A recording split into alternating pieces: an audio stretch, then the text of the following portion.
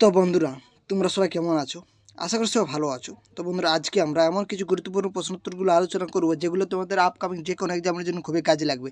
এবং এই প্রশ্নগুলো আমরা যে আলোচনা করছি, এই প্রশ্নগুলো অবশ্যই আপনাদের এক্সামে আসবে। আমরা এটা বলছি কেন? কারণ বন্ধুরা, তোমরা যদি এই প্রশ্নগুলো দেখো তাহলে তোমরাই বলবে যে এই প্রশ্নগুলো একটু নতুন নতুন একটু ভাব রয়েছে। তো অবশ্যই তোমরা কী করবে, ভিডিওটা শেষ পর্যন্ত দেখবে। হ্যাঁ, তাহলে তোমাদের মধ্যে একটা ধারণা হয়ে যাবে যে এখানে হ্যাঁ কেমন ধরনের প্রশ্নোত্তর আলোচনা করা হচ্ছে এই চ্যানেলে। তো চলো আর বেশি কিছু বলছি না, ভিডিওটা শুরু করছি। তো দেখো, এই প্রশ্নটা এখন ট্রেন্ডিংয়ে রয়েছে বর্তমান সময়ে। তুমি যে কোনো এক্সাম দেও না কেন, যদি ডাব্লিউবিপি হোক বা রেলের এক্সাম হয়, তাও এই প্রশ্নটা খুবই ইম্পর্টেন্ট রয়েছে। তাহলে দেখো, PQRS টি একটি গোল টেবিলের চারপাশে কেন্দ্রের দিকে মুখ করে আছে। তাহলে এরকম একটা গোল টেবিল বানাচ্ছি। হ্যাঁ, এরা কজন আছে দেখো, 1 2 3 4 5 জন আছে। তাহলে 5 জনে কী করেছে, এই কেন্দ্রের দিকে মুখ করে বসে আছে। এইটা আপনাদেরকে বানাতে হবে। এখান থেকে যদি এই জিনিসটা যদি আপনারা বানাতে পারেন, তাহলে এখানে 72 73 74 3টা প্রশ্নের উত্তর করতে পারবেন। হলো? তারপরে দেখো, বসে আছে। এবার আর টি এর ঠিক বাম দিকে আছে। তাহলে আর যদি আমি ধরে নিচ্ছি এখানে আছে, আর এখানে আমি ধরে নিচ্ছি, তাহলে আরটা কী বলছে, টি এর বাম দিকে আছে। তাহলে আমাদের অবশ্যই টিটা এদিকে হবে, তবে এইটা তার বাঁ দিকে হবে। হ্যাঁ, এবং পিএসও টি এর মাঝখানে আছে। তাহলে দেখো, এবার পিএসও টি এর মাঝখানে আছে, অর্থাৎ পিএস যেটা রয়েছে, পিএস সেটা কিন্তু কি রয়েছে, টি এর মাঝখানে রয়েছে। মানে আর টি ঠিক বাঁ দিকে রয়েছে এবং পিএস ও টি এর মাঝখানে রয়েছে। এবং এই যে এখানে কাকে বলছে, এই আরটাকে বলছে, আরটাকে কী বলছে, পিএসের মাঝখানে রয়েছে। তাহলে এখন একটা বাকি রয়েছে কি, ও, এটাই ও হচ্ছে। মানে এই যে পি বলেছে, পিটা কি বলছে, এস ও টি এর মাঝখানে রয়েছে। পিটা কি বলেছে, এস ও টি এর মাঝখানে রয়েছে। তোমরা যদি বুঝতে না পারো, চলো আরেকবার তোমাদের সুবিধার্থে দেখো, এখানে গোল টেবিল। তো এখানে সবাই কেন্দ্রের দিকে মুখ করে করে রয়েছে।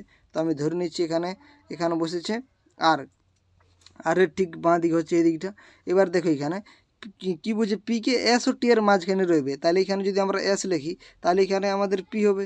হ্যাঁ, এবার যেটা বাকি কোনটা রয়েছে, ও বাকি রয়েছে, তাহলে ও এখানে বসে যাবে।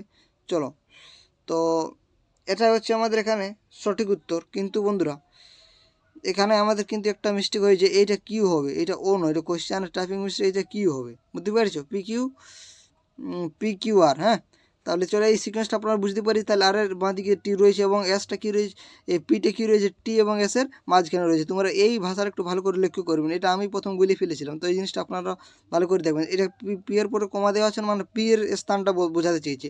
তাহলে পি এর স্থানটা এস এবং টি এর মাঝখানে রয়েছে। এই জিনিসটা অবশ্যই আপনারা লক্ষ্য করবেন। তাহলে আমাদের আলটিমেট যেটা পেলাম, যদি আমরা এখানে শর্ট করে লিখে রাখি, তাহলে এখানে আর হচ্ছে, তার এদিকে হচ্ছে টি, এবং টি এর এবং আর এই টি এবং এই এসের মাঝখানে রয়েছে পি, এবং বাকি যেখানে সেখানে কিউ। তাহলে দেখো, আর এর বাঁ দিকে কিউ রয়েছে। তাহলে আর এর বাঁ দিকে যদি আমরা এদিকে দেখি, তাহলে কী হবে, কিউ হবে। একেবারে ইজি।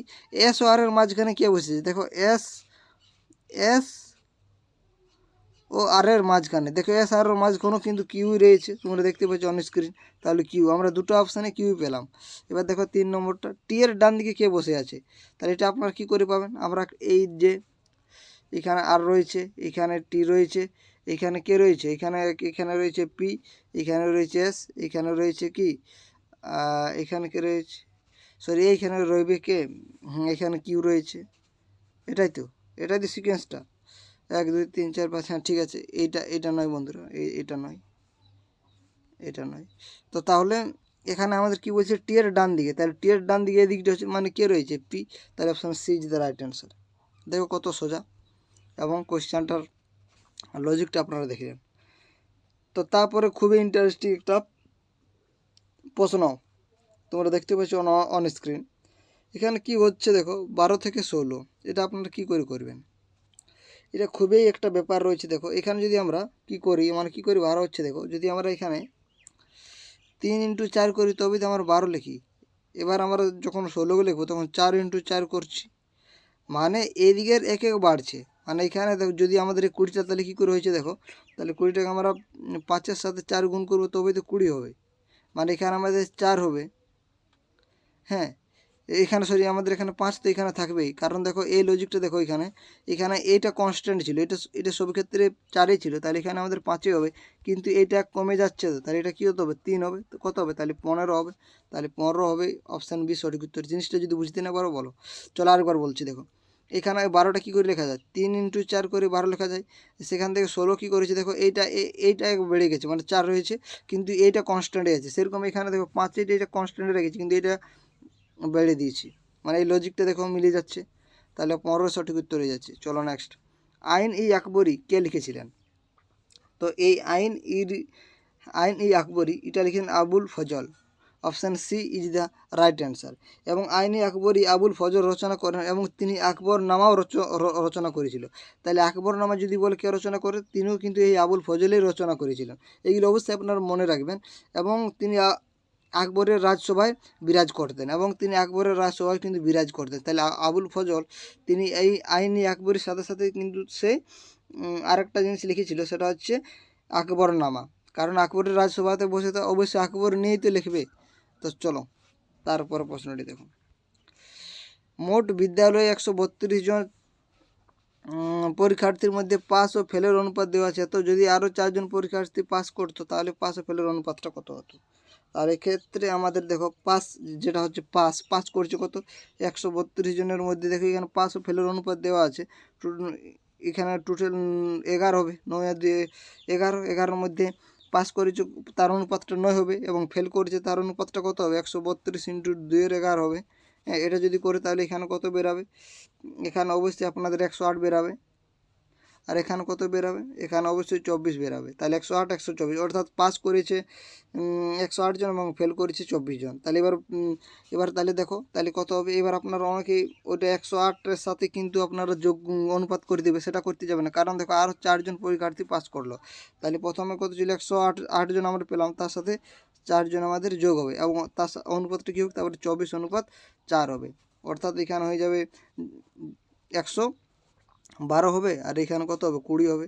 এবং এটা যদি আমরা কাটাকাটি করি, তাহলে আমরা যদি 2 8 2 5 4 দিন যদি করি, 4 2 8 আর 4 7 4 8 32, এখানে তাহলে কত হবে 4 5 20, মানে 28:5, option B is the right answer. চলো তারপরে প্রশ্নটি দেখো কি রয়েছে, ভগৎ সিং কবে শহীদ হয়েছিলেন? তো বন্ধুরা 1931 সালে ভগৎ সিং শহীদ হয়েছিলেন। তো চলো এবার আমরা কিছু ডিটেলসে জেনে নিই। তো বিপ্লবী ভগৎ সিং তার সহযোগী রাজগুরু 1928 খ্রিস্টাব্দে লাহোর বিতর্কিত পুলিশ অফিসার সান্ডসার্টকে যার লাঠির আঘাতে লালা লাজপত রায় মারা যান ও হত্যা করেন, এবং এই লাহোর ষড়যন্ত্রের মামলার 1931 সালে 23শে মার্চ তাকে ও তার 2 সহযোগীকে ফাঁসি দেওয়া হয়েছিল। তো এইগুলো অবশ্যই মনে রাখবেন। তারপরে দেখো, অপু চরিত্রটি খুঁজে পাই কোথায়? তো বন্ধুরা এটা আমরা কোথায় খুঁজে পাই অপু চরিত্রটি? তো এটা আমরা খুঁজে পাই পথের পাঁচালীতে, বুঝতে পারছো? তারপর দেখো, প্ল্যাটফর্মে বলছে একজন দাঁড়ানো একটি লোক দেখলো যে 80 মিটার দীর্ঘ একটি ট্রেন তাকে 8 সেকেন্ড অতিক্রম করে, তাহলে ট্রেনের গতিবেগ কত? তাহলে ক্ষেত্রে আপনাদের কী করে আমরা জানি গতিবেগের অতিক্রান্ত দূরত্ব বাই কি সময় হয়, তবে তোমার গতিবেগ পাই, তাহলে 80 আর নিচে 8 হবে, কিন্তু এখানে কি মিটার সেকেন্ড দিয়ে আছে, কিন্তু আমাদের অপশানটা তোমরা দেখতে পাচ্ছ কিমিতে দেওয়া আছে, তাহলে কিমি যদি করতে হয় তাহলে 18/15 দিয়ে আমাদের গুণ করতে হয়। এবার যদি আমাদের মিটারতে যদি কিমি থেকে আমাদের সেকেন্ড মিটার পার সেকেন্ড যেতে হতো, তাহলে কিন্তু 5/18 দিয়ে গুণ করতো। এটা যদি কাটাকাটি করি তাহলে কত হবে বন্ধুরা? তাহলে আমাদের বেরাবে কিন্তু 36। আপনারা এটা করে দেখবেন, আমরা আর করছি না, অপশান বি সঠিক উত্তর। তো এই অঙ্কটা করবো কি? তো চলো তোমাদের সুবিধার্থে করে দিই। এ এবং বি একসাথে একটা ব্যবসা শুরু করার, এ প্রথমে 7,000 টাকা বিনিয়োগ করে এবং বি পরে 12,000 টাকা, 4 মাস বাদে এ আবার, এটা কিন্তু এখানে টাইপিং মিস্টেক করে ফেলেছে, তাই অঙ্কটা করা হলো না, এটা কিছু একটা হবে আমাদের 0 কি হয়। নীতি আয়োগ তৈরি হয়েছিল, তো এটা কার প্রস্তাব দ্বারা? তো নীতি আয়োগ যেটা তৈরি হয়েছিল, তো সেটা হচ্ছে ইউনিয়ন ক্যাবিনেটের প্রস্তাব দ্বারা, অর্থাৎ NITI আয়োগ 2015 সালের 1 জানুয়ারি তৈরি হয়েছিল, তাহলে এই NITI যে আয়োগটা, এটা কিন্তু 2015 সালের 1 জানুয়ারি তৈরি হয়েছিল, এবং পরিকল্পনা কমিশনের পরিবর্তে এই চেয়ারম্যান কিন্তু প্রধানমন্ত্রী এবং বর্তমান সহসভাপতি ডক্টর রাজীব কুমার রয়েছে। এক প্রকার জার্মান সিলভারে তামা দস্তার অনুপাত, তামা ও নিকেলের অনুপাত দেওয়া রয়েছে 2 কেজি। এরূপ এটা এরূপ হবে 54 কেজি জার্মান সিলভার কত তামা দস্তা অনুপাত মেশালে এত হবে। তো এক্ষেত্রে আমাদের যেটা রয়েছে এটা করব না আমরা। ভারতের সংবিধান কোন অনুচ্ছেদে সম্পত্তির অধিকার বলা রয়েছে? তো এখানে আমাদের যেটা সেটা আছে 30-এর। বর্তমানে এটি একটি লিগ্যাল রাইট, ফান্ডামেন্টাল রাইট। এর 44তম সংবিধান সংশোধন 1978 সালে এটা করা হয়েছিল। কে অস্ত্র আইন পাস করেছিলেন? তো সেটা হচ্ছে লর্ড লিটন। লর্ড লিটন তিনি করেছিল। এটা লল্টিন হয়ে বানানটা, লিটন হবে, লর্ড লিটন। তো লর্ড লিটন 1879 সালে অস্ত্র আইন প্রবর্তন করেন, যেটি 1882 সালে একটি রিপন বাতিল করে, এবং রড লিপন কিন্তু এটা বাতিল করেছিল, এই অস্ত্র আইনটাকে চালু করেছিল রড লিটন। রদ মানে যদি বলতো রদ রদই কি রদ হবে, তাহলে রদ করেছিল রিপন এবং চালু করেছিল লিটন। নিচের কোন রাজ্যটিকে ঋণাত্মক জনসংখ্যার বৃদ্ধি হয়েছে? তো এখানে আমাদের যেটা সঠিক উত্তর হবে সেটা আছে নাগাল্যান্ড। এই হর্ষবর্ধনের, তো এটাই ছিল আজকের এই ব্যাপার। তারপরে তো কাদম্বরী রচয়িতাকে, এটা আমরা আপনাদেরকে একটু আগে বলে দিলাম, কে? হর্ষবর্ধনের স্বভাবকবি বাণভট্ট লিখেছিলেন হর্ষচরিত কাদম্বরী। তো এটা অবশ্যই মনে রাখবেন। বুদ্ধচরিত কে লিখেছিল? তো বুদ্ধচরিত বাণভট্ট লিখেছিল, বাণভট্ট লিখেছিল। তারপরে দেখো বুদ্ধচরিত অশ্ব ঘোষ লিখেছিল, এখানে বুদ্ধচরিত লিখেছিল অশ্ব ঘোষ। গৌতম বুদ্ধের জীবনী অবলম্বনে বৌদ্ধ পণ্ডিত অশ্ব ঘোষ সংস্কৃত ভাষায় বুদ্ধচরিত রচনা করেন, বুঝতে পারছ? এবং অশ্ব ঘোষ ছিলেন কুষাণ সম্রাট কনিষ্কের সমসাময়িক। চতুর্থ বৌদ্ধ সম্মেলনে তিনি বসুমিত্রের সাথে সভাপতিত্ব করেছিলেন। তারপরে দেখো, একজন ছাত্র তার শিক্ষককে বলে, আমার জন্ম 1996 সালে, কিন্তু 2012 সাল পর্যন্ত তার মা বাবা কেবলমাত্র 4 বার জন্মদিন পালন করেছে। তার কারণটা কি? তার কারণটা হচ্ছে 19 ফেব্রুয়ারি তার জন্ম হয়েছিল, এই জন্যই তো করেছে 4 বার। কোষ চক্রের কোন দশায় ডিএনএর দ্বিত্বকরণ ঘটে? তো সেটা হচ্ছে এস দশা। কোষ চক্রের সংশ্লেষ দশা বা এস দশাকে সংশ্লেষ দশা বলা হয়। ডিএনএর দ্বিত্বকরণ ঘটে জিএ বা গ্যাপ দশায় কোষের সমস্ত বিপাকীয় কাজ, তাহলে এই যে জি দশা, এটা সমস্ত বিপাকীয় কাজটা বন্ধ হয়। তারপরে দেখো, কালকুট ছদ্মনামে পরিচিত ছিল কিন্তু বন্ধুরা কে? সেটা হচ্ছে সমরেশ বসু, কিন্তু কালকুট ছদ্মবেশ নামে পরিচিত ছিলেন। তারপরে দেখো, কিছু পরিমাণ খাদ্য 24 জন লোকের 20 দিন চলে, ওই খাদ্যে 40 জন লোকের কতদিন চলবে? এটা M1 D1 করে সূত্রটা করতে পারি। M1 D1 সমান M2 আর D2। তাহলে যে মানগুলো দিয়ে আছে সেগুলো বোঝাবো। M1 এর মানটা কী দেওয়া আছে? তো M1 এর মান এখানে 24 দেওয়া আছে, তারপর 20 দেওয়া আছে M2 এর D2-র মানটা। তো এখানে তারপর কী বের করেছে? M2-র মানটা 40 দেওয়া আছে, এখানে আমরা D2-র মানটা পেয়ে যাব। তো D2-র মানটা আমরা কী করে পাবো? তো D2-র মানটা আমরা পাবো 20 × 24/40 হবে। এটা যদি কাটাকাটি করি 12 হচ্ছে, তাহলে 12 অপশান বি সঠিক উত্তর। একটি ঘড়ির কাঁটা ও মিনিটের কাঁটা কতবার সমকোণে আসবে? এটা খুবই ইম্পর্টেন্ট প্রশ্ন, সেটা হচ্ছে 44 বার আসবে। Option C is the right answer. তারপরে দেখো, ভারতের দ্বিতীয় জনবহুল জেলা কোনটা? সেটা হচ্ছে উত্তর 24 পরগনা। এটাই হচ্ছে ভারতের দ্বিতীয় জনবহুল জেলা। পিন্টু তার ছেলেকে বললো, তুমি তোমার মায়ের শাশুড়িকে ডেকে দাও।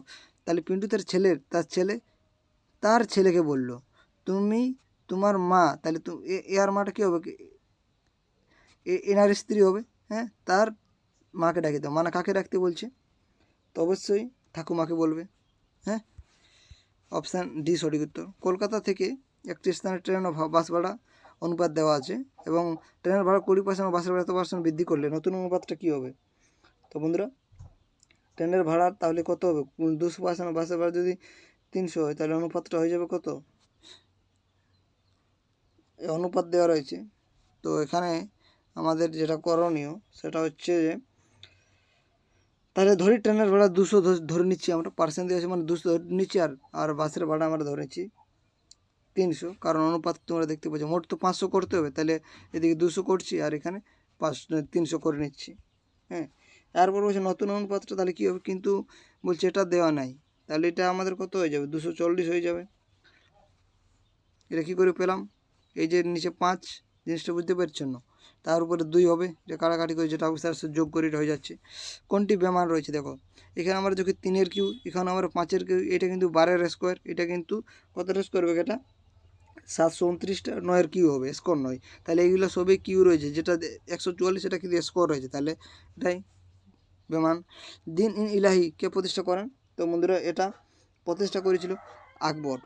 এই মুঘল সম্রাট আকবর 1582 খ্রিস্টাব্দে দিন ইন ইলাহি প্রতিষ্ঠা করেছিলেন। আকবরের হিন্দু মন্ত্রী বীরবল প্রথম এই ধর্মমত গ্রহণ করেন। দিন ইন ইলাহি কথার অর্থ হচ্ছে দেবাশেষ বা স্বর্গীয় একেশ্বরবাদ। জীবাশ্মের বয়স জানতে হলে কোন আইসোটোপটা ব্যবহার করা হয়, খুবই ইম্পর্টেন্ট প্রশ্ন, সেটা হচ্ছে C14। তার জীবাশ্মের বয়স জানতে হলে কার্বনের ডেটিং পদ্ধতিতে সেটা হচ্ছে C14 আইসোটোপটি ব্যবহৃত হয়। C14 হলো তেজস্ক্রিয় মৌল, তার C14 ও C12 এর অনুপাতের যে থেকে জীবাশ্মের বয়সটা আমরা জানতে পারি। তো আজকে এখানে শেষ করছি। তোমাদের ভিডিওটা কেমন লাগলো অবশ্যই কমেন্ট করে জানাতে পারো। তোমাদের ভিডিওটি শেষ পর্যন্ত দেখার জন্য অসংখ্য ধন্যবাদ।